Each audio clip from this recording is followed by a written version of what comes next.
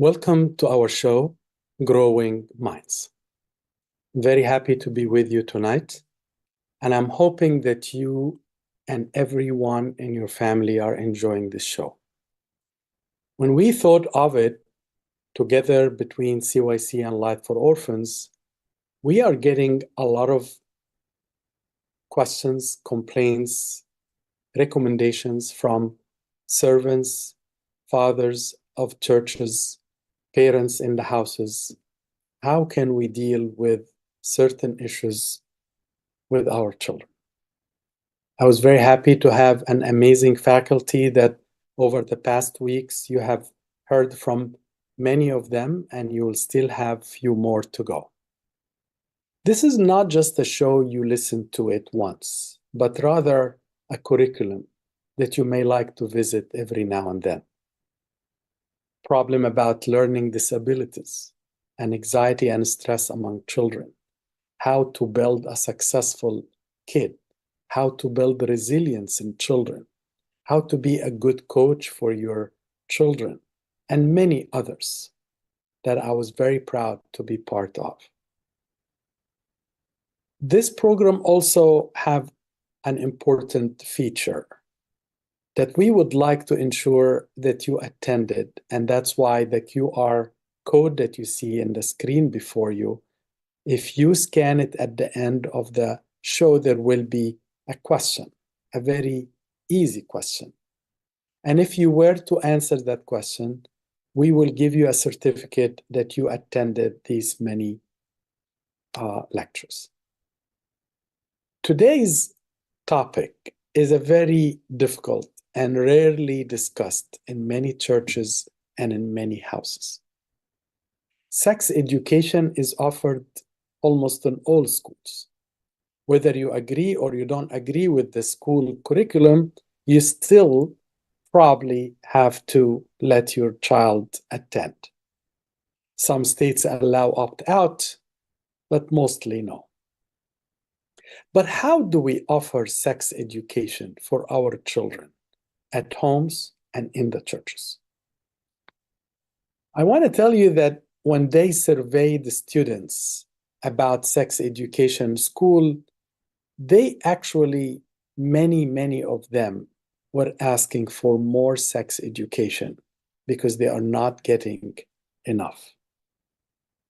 Unfortunately, most school districts are only recommending some sort of contraception, but abstinence from sex is only 1/3 of the curriculum.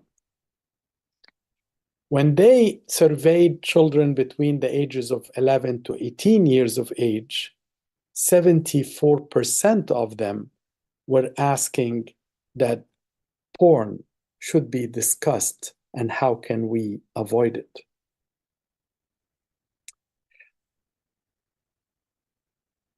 Unfortunately, sexual intercourse among boys and girls are increasing.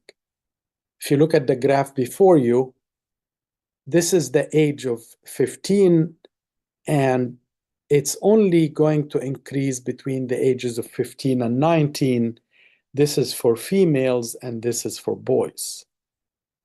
Close to 60%, and this is of course secular statistics not related to a certain denomination or religion, up to 60-70% of boys and girls are practicing sex.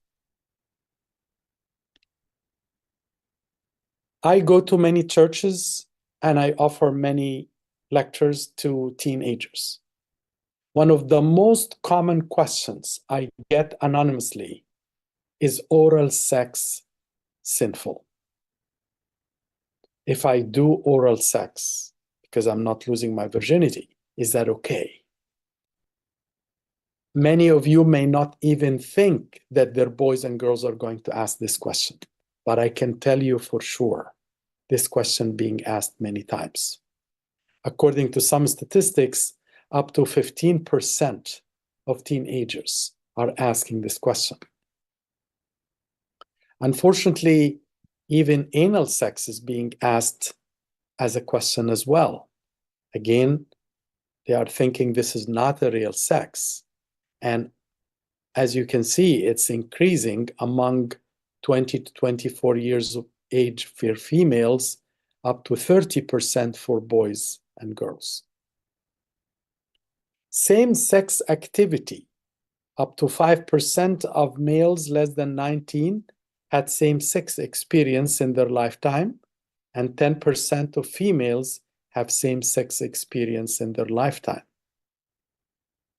Teen pregnancy, over 1 million teen pregnancies a year.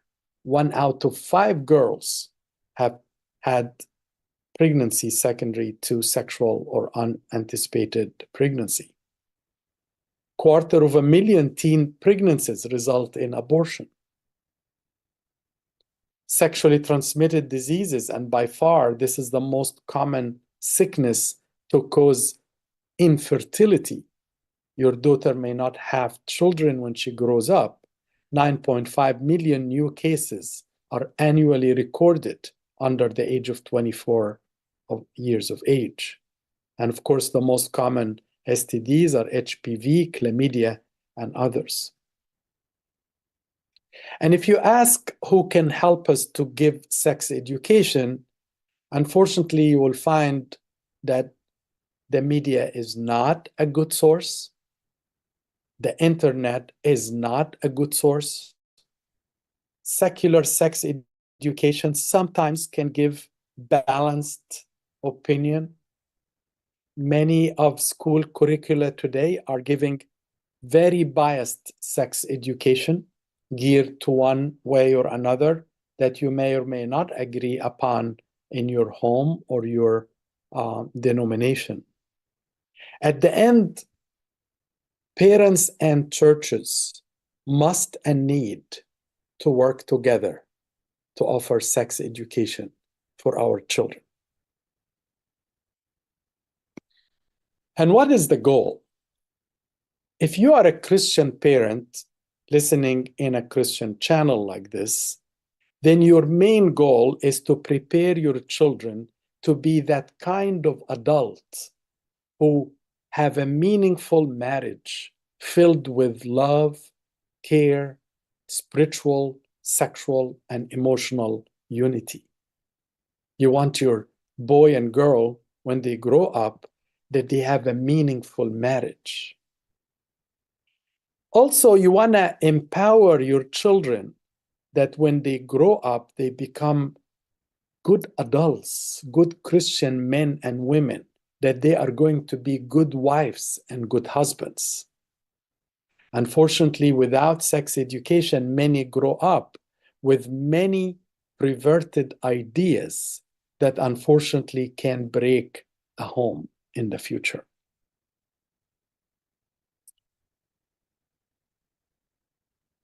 What are the dangers if we are not educating our children?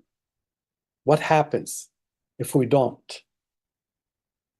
The first thing, and it's happening all the time, that our children are looking for answers in porn clips or movies. The numbers is going down as far as age, when to start porn. It's now close to 8 to 9 years old children started to watch porn at that level, looking for answer, curiosity. Their peers are sending them a link to watch something. And our children's innocence are being violated left and right because we are not offering them enough information, so they go and seek it from wrong ways. Increased desire to masturbation, and some of them may or may not try to think they may be homosexuals. They may be homosexuals, but some of them, they think they are because of what I will call later sexual experimentation. Unfortunately, one of the worst dangers of lack of sex education, that your son or daughter, when they grow up, they have a failed marriage. Sex is a beautiful blessing that God had given us. And St. Augustine said How can we be ashamed of organs? God was not ashamed when he created them. So you want to build your children to grow up to have good houses, good men, good wives. And unfortunately, some of them, when they go into many diverse, perverse directions because they didn't get sex education from a clean source, all of a sudden, unfortunately, these kids, when they grow up, they have wrong ideas. There are also wrong ways of offering sex education. As you noticed, I haven't yet spoken how to deliver sex education to your children, but I want to make it sure that you understand the importance. One of the wrong ways of offering sex education to speak of it in a very extreme way. You may yourself have been taught in a wrong way that sex is sinful, filthy, wrong, God hates it, and all of a sudden you want to convey these messages to your children and you scare them from it. And unfortunately, that will have worse consequences when they grow up.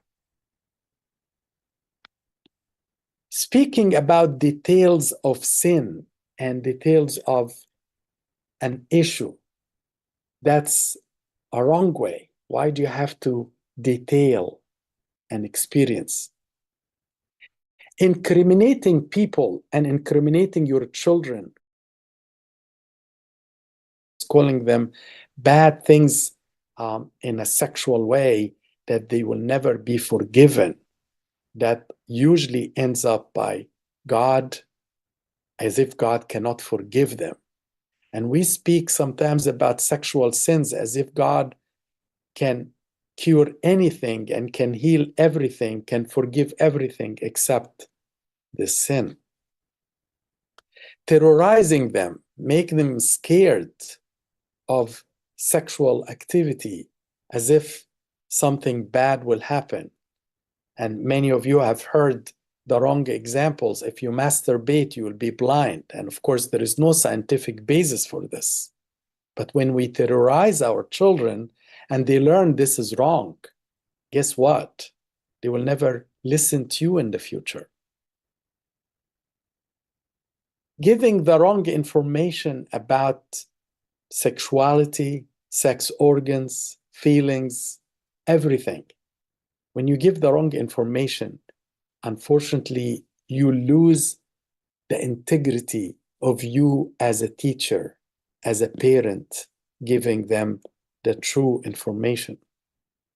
Being judgmental of others, calling names to transgender or homosexuals or heterosexuals or people who have premarital sex. The way we deal and we judge others, the way we give names to others, make our children are not interested to listen to us. Projecting our own failures, our own wrong things. Maybe I was raped when I was young. Maybe I did something I'm not very proud of. And all of a sudden I'm projecting on my daughter or my son because I'm afraid for them. But I talk to them because I am seeing myself in them. Now I want to speak about 12 guiding principles on how to deliver a Christian sex education. Before I go forward, I received this question. My son is 15 years old. I'm going to paraphrase the question. He saw his dad's iPad open on a porn, and now he is starting to learn how to do porn. When I told him how wrong it is, he said, Dad does it as well. And believe me, if you are not the role model for your children, especially in this department where purity, chastity, integrity, faithfulness, there is very little. you can teach. Sex education starts from home and continues to be at home. We should not depend on schools or churches.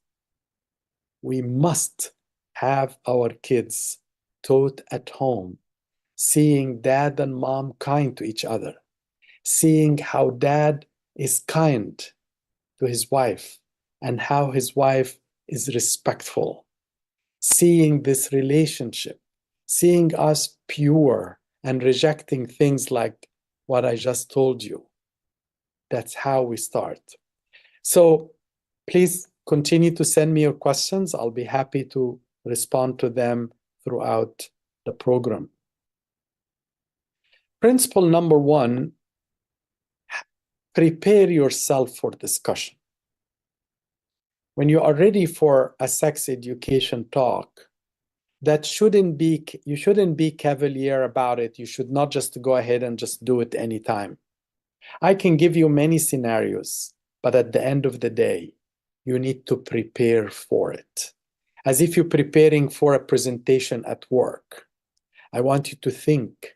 I want you to read. I want you to ask your wife what to say. And maybe if you are shy a bit or you cannot speak enough about it, prepare the discussion in a way that you have maybe your brother or a cousin or a friend with his boys and your boys all coming for a pizza party in your house, and then you both share in the talk. But please do not just go unprepared, unclear what you're exactly going to present. So, along the same principle, please do not undermine the minds of your kids. The worst thing we think when we think that our children don't understand anything. Believe me, as someone have been doing this for many years to serve many of the teenagers, a lot of them may know many things in this department, maybe sometimes more than their parents. Unfortunately, they are exposed to so much in their environments, in addition to internet, media, links, and so on. So do not underestimate their knowledge or mind, and don't ever take the discussion lightly, and do not get intimidated. Do not start laughing about it because you are embarrassed. Be serious. You are talking about the altar of Christ. St. Paul in 1 Corinthians 3 speaks about the body as the altar of the Holy Spirit, and the Holy Spirit dwells in it. So when you come to speak about the core part of our bodies, the sex organs where God can use to create a new person, please speak in reverence. Speak seriously. You can smile or occasionally joke, but don't make it as a laughable topic, only just to lighten the mood, but don't lose the control of the topic. Make sure that when you talk about puberty to your daughter or to your boy, you are talking to them, this is not a curse, that God have given you something beautiful. This is a gift that you must treasure, and you must grow, and you must revere, and you must protect, because one day it's going to flourish and give you so many good fruits. But if you abuse it, you may not get these blessings. So that's how I would approach, and this is principle 1. Principle 2, please remember you are the main sex educator. I have said it before and I want to repeat it again. If you think you are depending on a Sunday school teacher or a priest or a school or hopefully not internet, believe me, this is your responsibility. You as a mom, you must take care of your daughter. Okay, so somebody sent a question saying, I know that I'm supposed to speak to my daughter about these things. However, I can't imagine myself opening this topic. I asked my husband, but he's also very shy about it. We have let it go with our older daughter, but now we feel we must work better with our middle one. What do you suggest? Very good question and a very common one. Many of our homes are not used to this talk because many of us have grown up in environments these were taboos and no one should be speaking about them, let alone they may be filth or sinful. But again, I want to stress the fact you are the main educator. This is your responsibility. You must help your children to learn. But again, if you are so shy to talk about it, bring someone else. Bring your girlfriend as a mom. You as a mom, bring your girlfriend and her daughter, and you take the four of you, go out, eat something, or go for some coffee or some, and then help each other to open the topic. No girl should grow up not knowing what her hormones will be. No one should grow up not knowing what to do with crushes. No one should grow up not knowing what's erection, what's ejaculation. No one should grow up not knowing why the periods come and is it a curse or a blessing? Because I can't go swimming or I can't play or I feel very tired. Why God is doing this to me? We must be talking to our children before the rest of the world take our jobs, and hence we may regret it in the future. Principle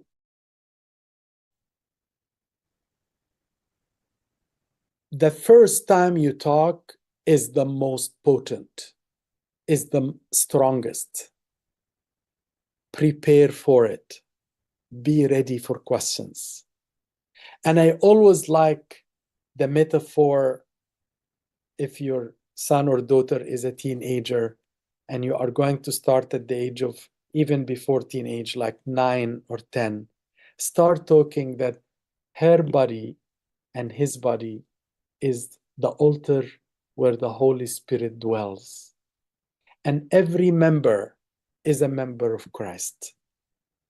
And then you speak in respect about the changes that are going to happen in the ages between 9 and 12.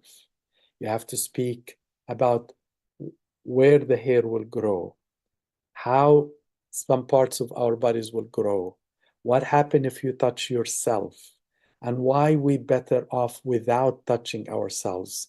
Because when we do that, we stimulate ourselves without a need.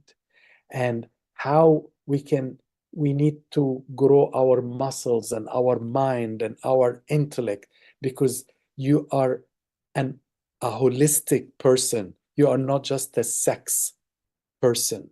You are a full person with mind, heart, soul, and body. In the first message, please talk about that they can reach out to you at any time.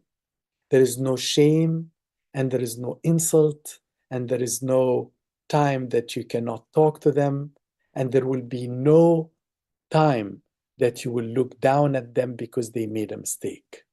You must show your children growing up very early that they will make mistakes in the sexuality department. That doesn't mean they ought to be embarrassed to reach out to you. Make sure you have an open door policy, whether mom or dad or both, and you are willing to talk about anything your boy or girl would like to talk about. Principle number 4. I like this principle very much. Seize the teachable moments in order for you to become askable parents. And what do I mean by that? You watch a movie and all of a sudden, and you have a 9-year-old kid, there is a scene where a man and a woman in the bed. Maybe you want to pause, or you want to close the TV, or you want to do something, but this is a teachable moment. You saw a butterfly going to a rose and then from one rose to the next. That's a teachable moment. You saw a man or a woman kissing each other in the mall or the street. That's a teachable moment. You saw two men cuddling or kissing. That's a teachable moment. Why? Because your children notice what you notice. Do not assume they have closed eyes. Now you should be an askable parent.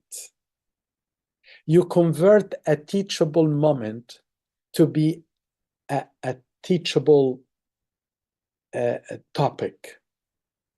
You saw a man and a woman kissing, and then you ask your son or daughter, did you notice them? He said, yeah, Dad, I am. And he's embarrassed. And you tell him, by the way, remember again, your body is the body of Christ. Should not be touched except by the doctor or mom or dad when they are bathing you. You should be very respectful that only the person one day you are going to marry should touch it. And remember, those kisses may not mean anything after a while. Why would you offer your body without thinking, is this person is the person you want to give something to, or he is not worthy of your body? If you see a butterfly or any type of animal doing movement from one place to another, and you want to talk about sex, and your son or daughter are a bit younger, and you say, look at what the butterfly is doing. It took something from this rose, and then she flew and carried it to the next rose, and the next rose will have the two together. When the two attach themselves to each other, they will have a new type of rose, has the color of the first, the color of the second, the smell of the first, the smell of the second, and this may even look better than the first or the second. And you can tell him that's what we call sex. Sex is taking part from mom and part from dad. And when they get together, those two cells, when they come together, they grow. And if God allows, this cells together may become a baby. You spoke in purity, you spoke in seriousness, with a smile in your face, ready to accept mild jokes, not ready to allow any insults or deviation from respect. A teachable moment, you saw a man kissing another man, and you tell him, listen, in our religion, in our Christianity, in our Bible, God allows only a man and a woman who are married to kiss each one another. We don't have any other system that allows different types. Neither a man with a woman outside marriage or a man with a man, because we don't have that in our Bible. And you speak very simple. You respect everybody. You respect any type of behavior. Sorry, let me take this back. You respect every person, but you speak that this behavior does not get aligned with our Bible.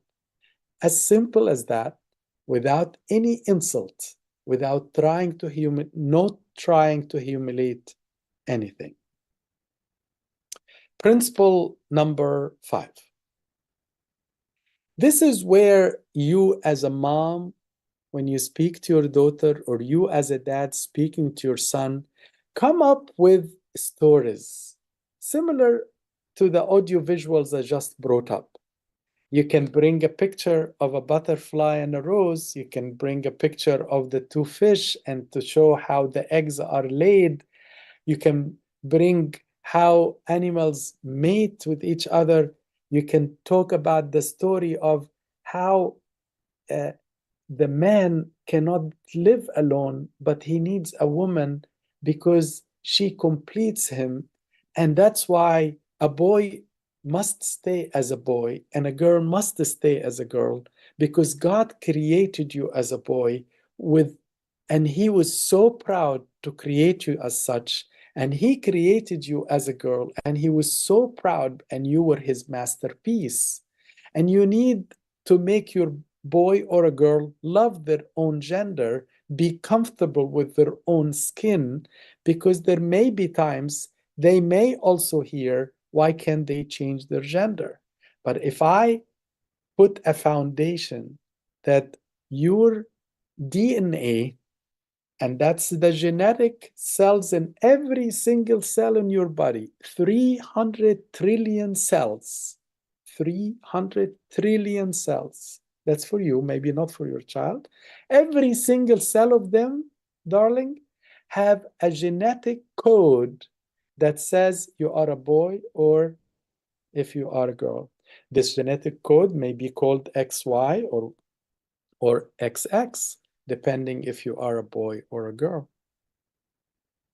Now, maybe the story can be about how powerful, how strong that is, how enduring, how sacrificing as a man. And you speak about manhood, you speak about the beauty of being a man. And then maybe you can watch a movie about the beauty of a woman, being a mom, being a girl, being a lady, being a grandmother, how multitasking she is, how much kind, how much sacrificing, and you elevate your daughter in the love of her own self.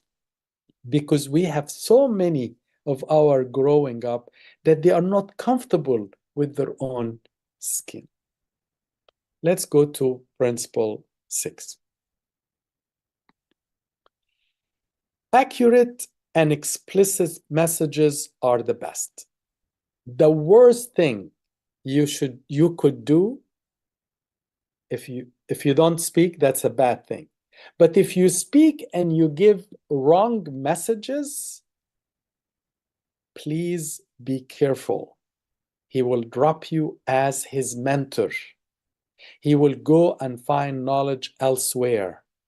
Please support your messages, science and Bible. Do not speak out of myth or folklore. Accurate messages are the best for our children. Do not, if you don't know an answer, tell your son, you know what, that's a very good question. Let me research it, ask somebody else, and I'll come back and talk to you. And please do the same. Do that. If you know the answer, then say it. And say it without scaring your child. You don't want to scare your daughter or your son that sex is scary, because you don't want to make them grow up to become an estranged wife or an estranged husband. Principle number 7. Positive messages are powerful. What I mean by positive messages, that you want to tell your son and your daughter, I'm so proud of you. You are going to be great when you grow up. And you know what? I am so proud of how great man you will be, or how great lady you will be. I can see in you the mother, that you'll be similar to your mother. And you'll be an amazing grandmother one day with 3 other generations after you. Speak about powerful messages about the purity. When you keep your body pure, clean, not only you avoid sexually transmitted diseases, unintended pregnancies, but you also avoid the shame, the embarrassment. Talk to your daughter when she grows up a bit. Darling, if you may know many of the girls who have had, they abuse their body. Inside them, there is some embarrassment, some scars. They are ashamed, even if they don't say it.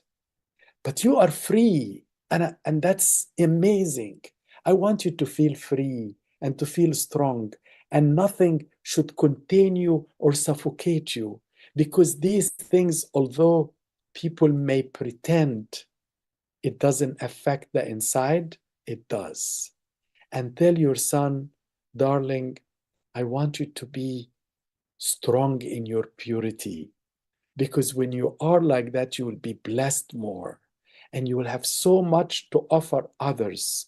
And you'll have an amazing body, a strong body that can work hard, can become athletic, can grow muscles, and can do many great jobs. Let's go to principle number 8. Please make sure you tell your children what are the negative beliefs or myth out there. Do not only speak positively about the good things, but actually make sure you refute the negative beliefs. So, for example, you are going to talk about there is only one person that should deserve you, not many persons. You may have crushes on people, but you don't give your body to anyone until the right person come in the right time. And then use the example of mom and dad for that. Make sure you remove a negative belief that everybody does it, which is a very common myth. Tell him not true. Not everybody does it. And even if a lot of people doing it, you don't have to follow the majority. The majority is not always correct. Actually, in front of the cross of Jesus, the majority said crucify him. So the majority doesn't mean that everybody is correct. Everybody does it does not mean at all that we are going to have to follow everybody in our world. Talk to your daughter and son to be her own, individually her own. Don't imitate. Don't follow the crowd. Don't be just a number among all the numbers. Be yourself. You have a mission. Speak about negative beliefs that pornography, everybody does it. But then you tell him, my son, you know that this is an addictive substance. It may not be a pill, but it's worse than a pill, because the pill you can maybe take a medicine against it, but this one, there is no treatment. There are many people, my darling, are addict to porn and they can't stop. And many of them got married or got to college and they dropped out because they are so addicted to the extent they want to cut college and go home to watch. Negative thoughts, negative beliefs, refute them.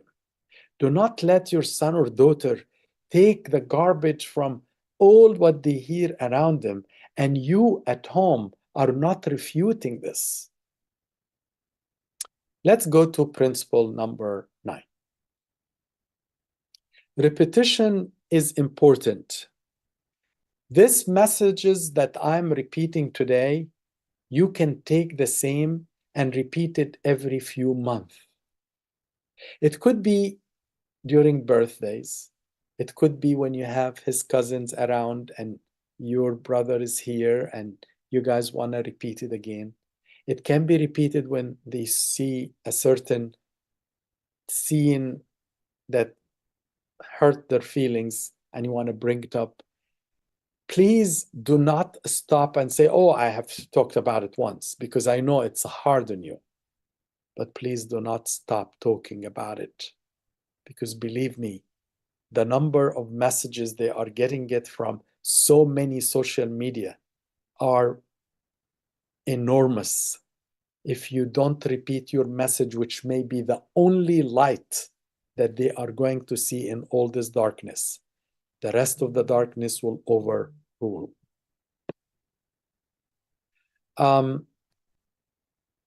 So this question that came is saying,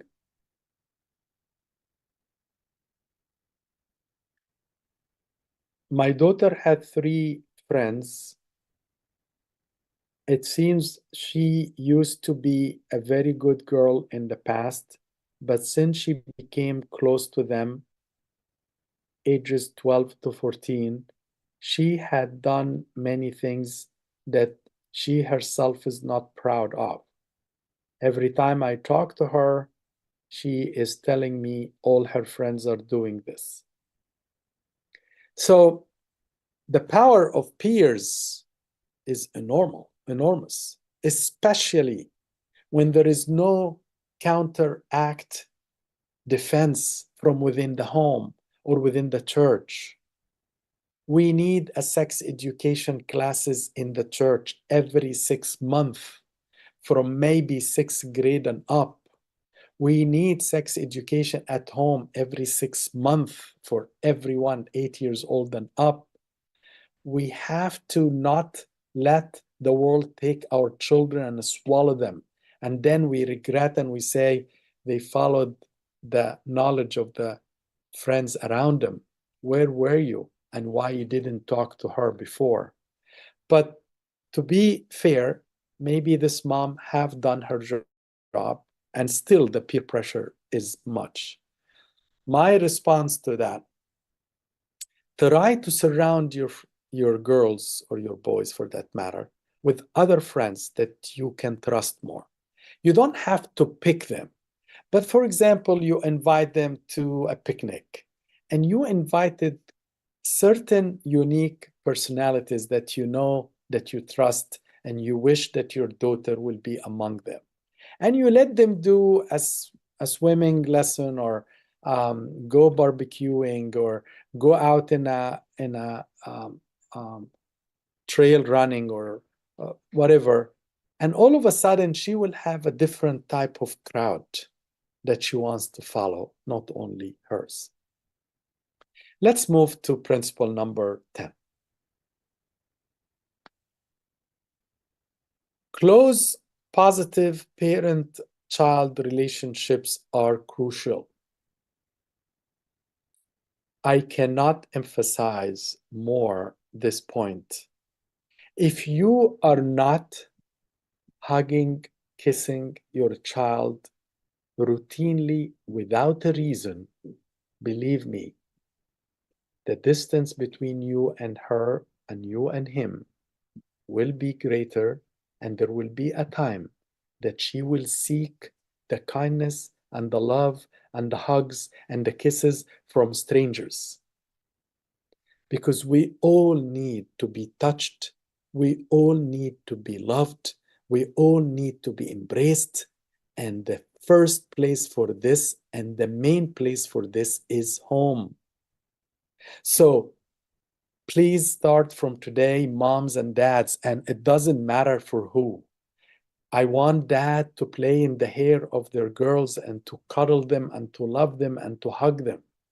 I want moms to play the hair of their boys and pat their shoulders and say, I'm very proud of you. I want you, when you take your son to a basketball game, talk to him in the car and tell him, I hear there is so much pornography going around the schools today. How are things with you? Open a topic like this. Don't start by saying, do you watch porn? Don't. That's what we call yes or no question. You want to use an open-ended question. Build this relationship and tell him, I know this is very common. It must be so hard on you. Tell me, how common is pornography in the school, and what do you do about it if you get a link? It must be very hard. And talk. Ask your girl if you are going out with her to a volleyball or a swim lesson. Tell her, you are so beautiful. You must have so many boys liking you. Tell me more. How many of them have a crush on you? And what about you? Do you have any crush on any? Please, guys, do not just let your boys and girls grow and they only talk to their peers or to internet about their crushes. Let's go to principle number 11.